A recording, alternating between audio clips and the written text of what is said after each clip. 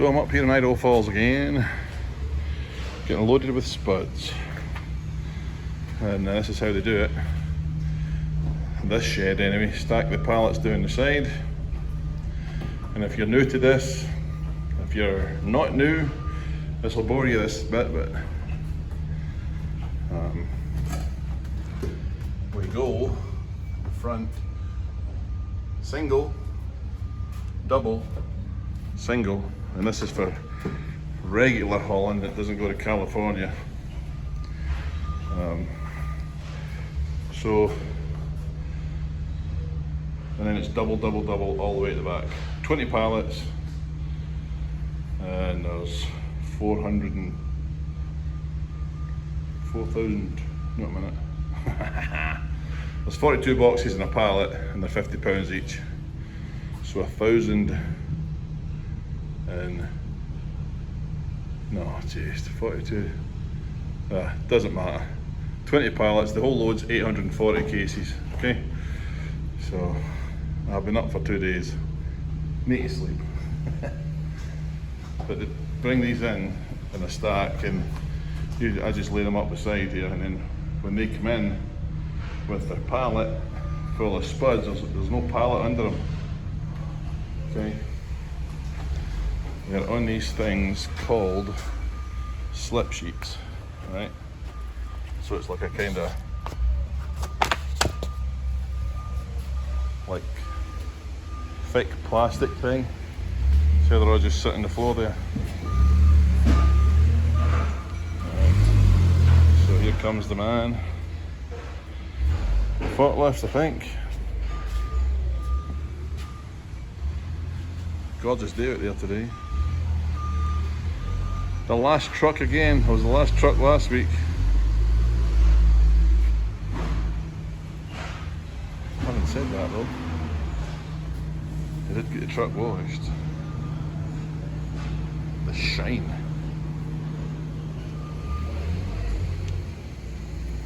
So this stuff is kind of, you know, plasticky stuff, and his forks are like a foot wide, but they're super thin at the front. And you go into there and grab this thing all the way across it. And I'll let you see when it comes in. This place is full though, you know? Very, very full of spuds. Normally there's only maybe a couple of rows at each side, but it's ram-packed. So this is a spud warehouse part. Up the other side there is where they process it. So this is just a small shed. Alrighty. Once the guy comes in, we'll do this. And if you've never hauled spuds before, I usually have over here in the slider. It's a tip from an old guy that's done it a lot. Your axle sliding your trailer, obviously. So to get 34,000 pounds, I usually have 4 holes, 4 empty holes that I can see through on the slide rail. And it's always easier, I find, to slide it when it's empty than it is to slide it with 21 ton of spuds on there, okay? So slide it before you back in the door. There you go. Where's my tatties? Where's my spuds?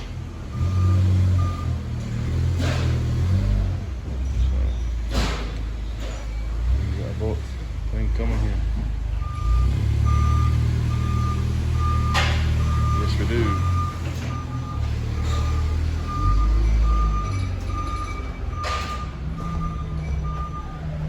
Okay.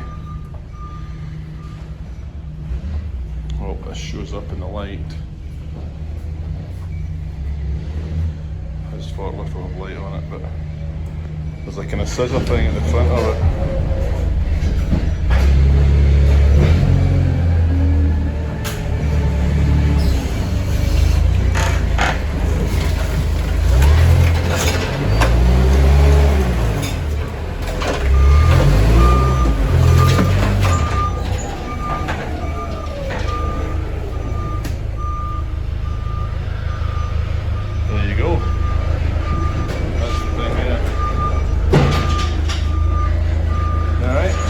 just throw another pallet on the floor here, waiting for the next one. Simple, simple. Oh, the glamour of truck driving, eh? What are you doing on your Friday night?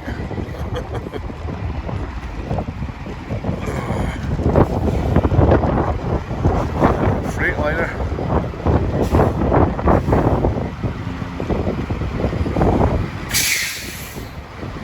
Spilt diesel there.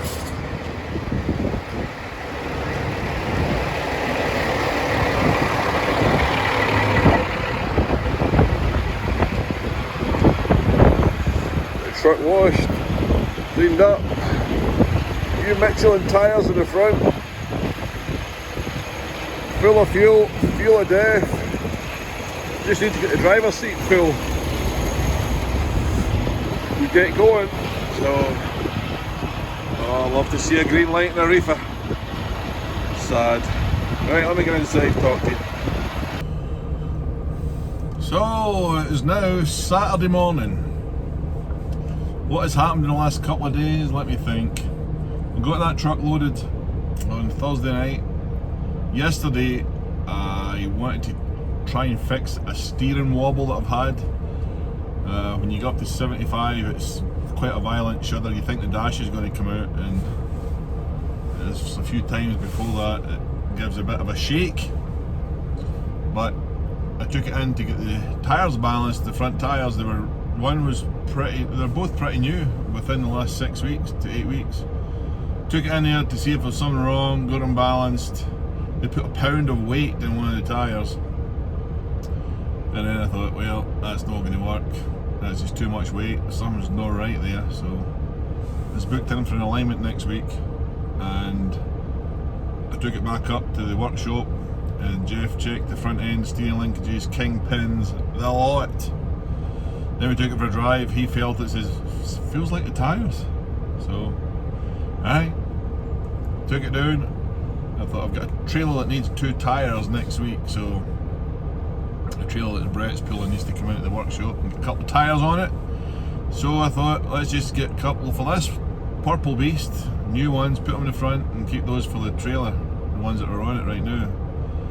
So I bought, they did me a super good deal with starting to get in there, and they're looking after us with the prices in there at Jack's Tyre in Idaho Falls. Don't pay me nothing for that, by the way. But they're really nice guys, and they'll, as much help as they can give you, they will. So, got 2 new tyres fitted to the front of it. Michelin tyres nonetheless. What do you think of that? They gave me 2 tyres out the door fitted for $1,270. So I thought that was not too bad for Michelin's, and I would try them. It has made a difference, but there is still something there that's irritating me. And the wear in the tyres would suggest that the truck's going along, it's getting pushed, you know. So I need to get the alignment done on it and try and get it to fly straight, as they say.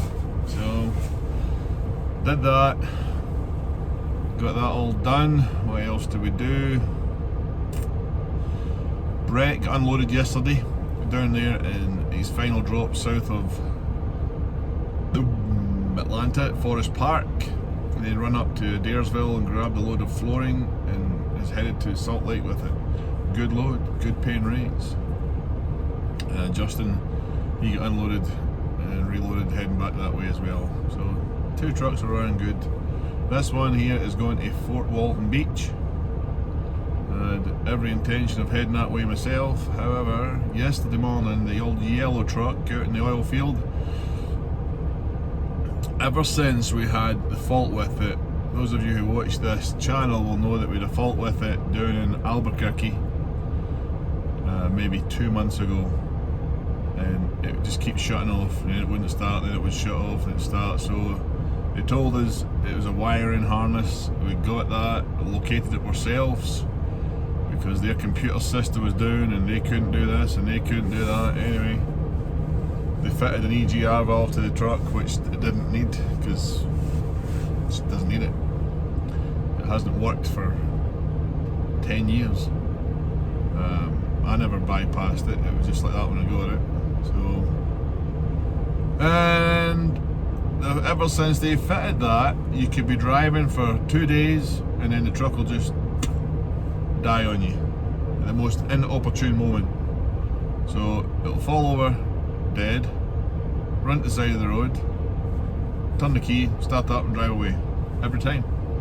And it could run for 2 weeks, 2 days, 2 months, 2 minutes, and then that's it. So with Westman down there in South Texas, man, that's as rural as I'd want to be. It isn't even like it's up in Montana rural, because Montana rural at this time of year you would still survive. Down there, out there in the middle of nowhere, when it's 100 degrees, humid, I don't want a truck breaking down, there's nobody there, I don't know anybody down there. So I just said to Wes, you know what, we've got this big job coming up, starting in, I hope this is a big freaking job. I keep talking about it, but this job in New Mexico is starting for us. It's supposed to be next Saturday. It's probably going to be Monday, it's my guess. They always start later than they say they are. So I said, let's bring it back up the road, head up the road with it, and I'll get Jeff to look at it, because the Peterbilt dealer down there in San Antonio said 2.5 days out. So time West sits for 2.5 days, then you get somebody on it that's, they probably do have good mechanics in there, and there are other shops, but I've had it up to here with people charging you $140, $160 an hour for people that know less than me. And I don't mean that to be unkind to mechanics, but the good guys out there that know what I'm talking about, there are good mechanics, and there are guys that will charge you a lot of money just to look at something and then want to change parts. So at least this way, I get it up. I want to put a new bumper on it anyway.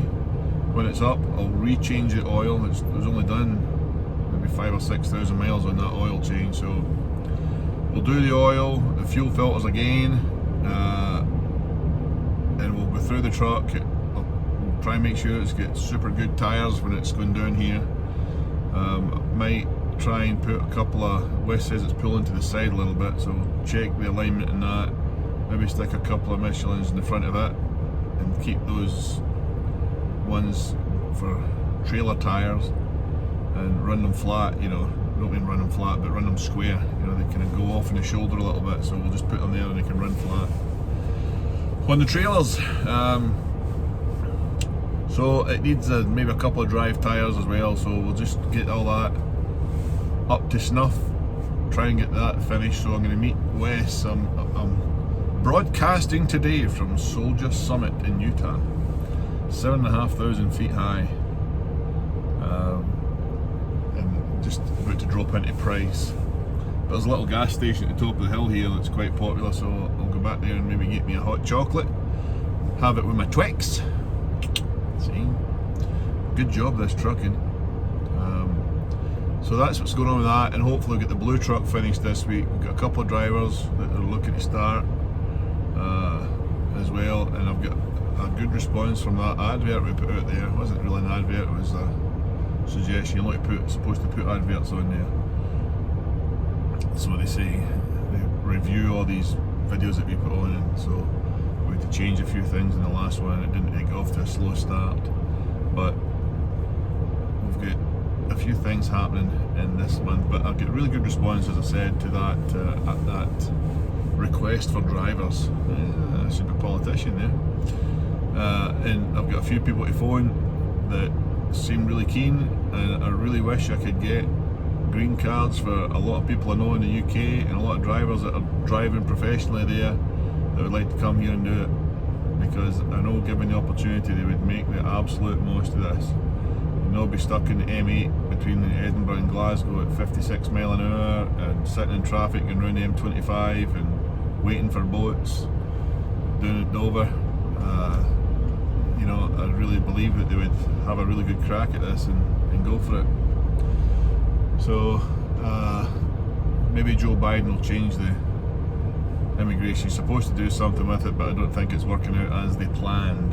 So, but anyway, that is what is going on. So I don't know where Wes was at. He was at Vaughan, New Mexico, on his way back up here. I'm not sure where we're going to collide on the way down the road, but hopefully we can meet up, swap over. He'll take this down the road and I'll take the yellow girl back up. I want to put a new bumper on it this time. Again, it's about 10 new bumpers every time I say I'm going to put a new bumper on it. But I keep thinking, well, I'll get one of them bumpers. Then I always think it'd be nice on one of those big bull hauler ones, you know, the big cattle catcher thingies. Did hit 2 deer last year. I could maybe justify it that way. But it'd be good to get her fixed up and dollied up a bit and get ready for the oil field. I think Wes is going to want to take this blue Kenworth because it's a paper logbook truck. It did start its life with a Cummins in it, and then it had a little engine fire at the front, and rather than put the wiring harness and all that into it, they decided to convert it to a Cat. So it's got the Cat motor in it, and the model that's in it is logbook, not exempt, but it's ELD exempt for the minute. It's just a matter of time, I believe, before they close that loophole. But that's what's going on. I'm just going to wander back here and grab me a drink and slide on down the hill here. Every time I try to make a video for outside, it's always seems to be a lot of road noise in this purple truck for some reason. So, but that is it. Thanks for watching. If you haven't subscribed, please do that. I would really appreciate it. Thank you very much.